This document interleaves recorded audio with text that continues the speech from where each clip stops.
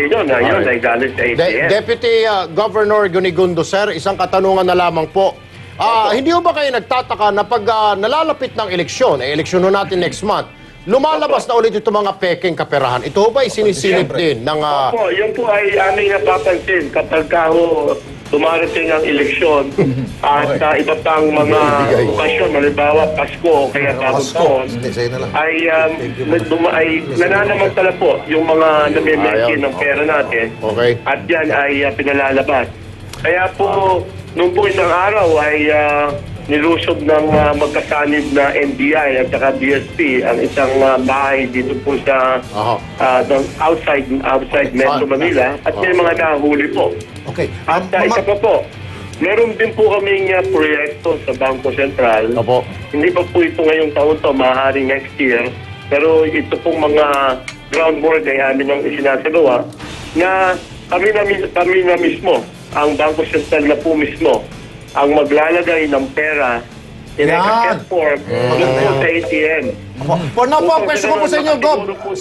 Opo, sir, yung lamang tanging tunay na pera ilalagay sa mga ATM. Opo, sigurado. Maganda ho yan. Ngayon, Gob, Tol, tanungin kita muna. Yung bang nahuling peking pera na sinasabi winidraw sa bangko, 500 bill ba yun o 1,000? Di ba kadalasan sa mga bangko, 500 bill ang in-split out pag 4,500? Tama ba ako, Vice Gob? Hindi po. Iba-iba po yung mga bangko. Kung pwede po i-calibrate yan, na po pwedeng 1,000, 1,000, kung 4,500, and then yung lima, kung pwede yung 500. Okay, sige. Alright, maraming salamat po, Deputy Governor Diwa Gunigundo. Magandang hapon po sa inyo, sir. Eto mga tol, nagkalat ang mga balita sa mga pahayagan, puro krimen. Pero ito, ang kakaibang balita. Isang buntis, isang buntis, biniyak ang sariling tiyan. Opo. Ayan, si Tete dyan. Pero yan baka mamaya magsita niyo sa kalye. Magsasadula lang yan. Baka kala mo, pagbintangan niyo siya. Magsasadula lang yan. Artista lang yan. Isang 28 anyos na buntis na residente ng Santa Mesa, Maynila ang walang habas na nagbiyak ng kanyang tiyan. Ayon sa otoridad, nadatnan daw ng tiyahin ang babae na duguan at nakatahi ang kalahati ng tiyan nito. Katabi naman niya ang isang sanggol. Nakita rin ang ginamit ng babae na kitchen knife, sinulid at karayom na sigurito at anesthesia ginamit niya bago niya wakwakin ang sarili niyang tiyan. Dead on arrival naman ang sanggol habang si Janice naman ay patuloy na nagpapagaling sa ospital. Ayon naman sa mga doktor, nabuhay sana ang sanggol kung maayos daw itong nailabas. Naku, kailangan doktor. Ang problema pa rito, kakasuhan yata yung ina. Baka naman kinakailangan patingnan yan. Nailagay niya sa... Baka merong kinakailangan ng therapy to. Ipasuri ito. Hindi, sinasabi niya kasi Tolben, siya ay natatakot dahil marami raw magagalit doon sa kanyang pagkabuntis. Pero kung hihiwain mo sarili mo, tatahiin mo, may kunting problema ka dyan. Sa pag-iisip. Makakausap natin ang Chief Investigator ng kasong ito na si Police Senior Inspector Rodolfo Zamoranos ng Station 8, Manila Police District. Sir, magandang hapon. Magandang hapon din naman po, Sir Rafi. Sir, kasi itong istorya ito, parang too good to be true. Ano po? Talagang nangyari po ito, sir? Totoo pong nangyari yan at ayon sa investigasyon na isinagawa ng aming opisina, ito nga pong suspect natin o tinatawag na pasyente biktima, naglaslas po ng kanyang tagiliran para ilabas yung batang nasa kanyang kinapupunan. Ano po may kakaso, sir, doon sa nanay? Sa ngayon po, ini-establish po natin, initially po, merong intentional abortion dito. Okay. Kung may establish po natin na kung yung bata po lumabas na buhay at nabuhay pa na dito sa mundo natin ng may mga ilang oras, pumapasok po ang kasong infanticide. Ayun. Okay, sige po. Salamat po, Police Senior Inspector Rodolfo Zamoranos, Station 8, MPD. Sir, mabuhay po kayo. Malutong na chicharon baboy ang paborito ng mga galit sa diet. Yan. Pero sa ibubulga namin, paggawa ng chicharon, baboy na ito. Baka umiyos na kayong kumain ng chicharon at gusto nyo na lang mag-diet. Isang impormasyon ang binato sa T3. Pagawaan daw ng chicharon sa Ubando, Bulacan, may kadugyutan na naman. Paano pa naman? Ang mantikang gamit daw sa pagluluto, luma na at napakaitim pa talaga. Matagal na po yun. Tapos yung pinagagawa nila, marami pang bangaw. Yung mga pusa, meron pang pusa, lumilip yung alaga yata nung may-ari yun. Tapos yung kanal, sobrang dumi. doon lang sa may pinaglulutuan nila. Para alamin kung totoo ang sumbong ni Dan, dinayo namin ang mismong paggawa ng chicharon.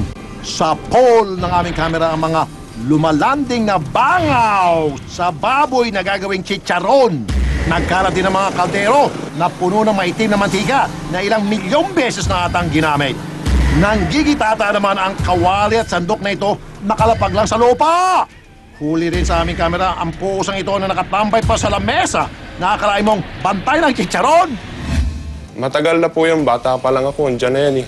Doon na nga yata sila nakapagpatayo ng bahay. Eh sana naman iayos nila yung pinagkikita nila.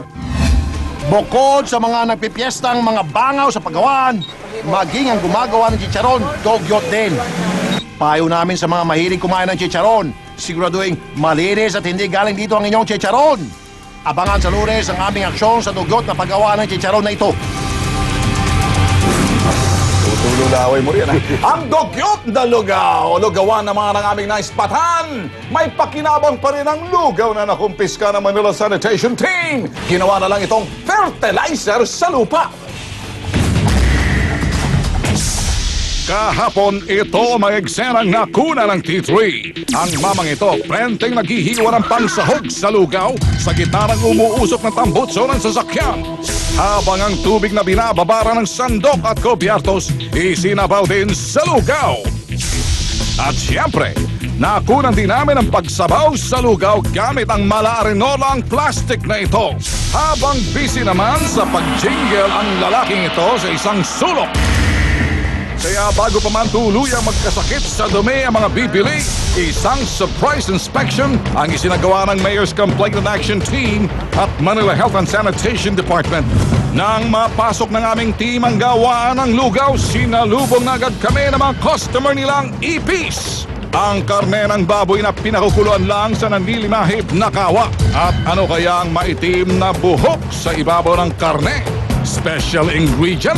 Ang sandok na panghalo nakalapag lang sa mesang ng gigitata na with matching dumi pa ng manok. Malatokwa kong ipot. Teka, mantika ba ito? Animoy langis ng sasakyan sa itim ng kulay. At ang finale, ang gawang ito pala ay nasa buka na lang ng mabahong kanal. Sus naman! Sinubukan namin kunan ng panig ang may-ari ng lugawan pero ayaw nilang humarap sa amin. Kaya ang hatol ng mga otoridad, napakarumi at talagang ang daming nilabag sa Code of Sanitation.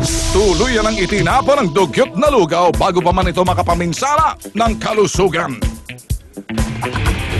Kung meron kayong nakitang katiwalian, maling sistema o mga problema sa mga lansangan na hindi na-aksyonan, ipadala nyo sa aming email ang vigilante@gmail.com. Magmasid, makialam, maging Videolante. At para po sa inyong mga problemang legal, isang dial na lang po ang Attorney on Call. Kasama natin ngayong hapon si Attorney Mel Santa Maria. Attorney Mel, good afternoon.